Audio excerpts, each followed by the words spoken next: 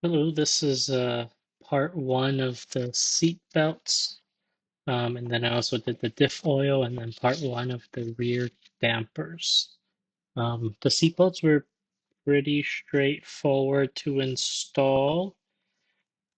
Um, it was just uh, following the manual essentially. I noticed that they came with these cardboard washers and I used those, and I think those are making the top harnesses difficult to turn after torquing to spec, which is 47 Newton meters.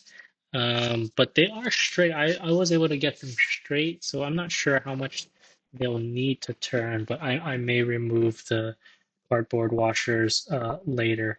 I also did the diff oil. This took me quite a long time because I had a thin tube and a funnel that didn't quite fit into the tube, so I had to sort of makeshift tape the funnel to the tube, and then I sort of dribbled the oil in slowly.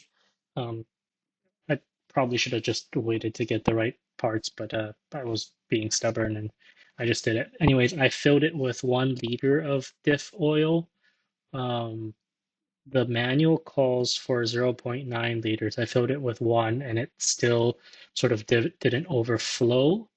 So there's more capacity, but my dealer has said that it's probably fine. So um, I'm going to tighten up the drain plug. The reason I'm filling it now is because once the DeDion tube is in, it's kind of difficult to reach the diff and fill the oil.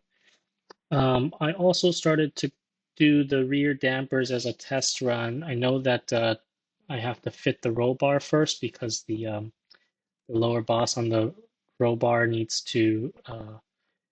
access where the rear dampers would normally go.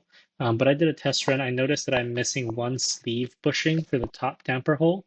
Um, but it was the test run went pretty smoothly. The bolt slotted through the chassis and the top damper hole quite easily, and then the bottom one connected to the DeDion tube pretty easily as well. So I'm taking that off and then gonna need to source a new sleeve bushing.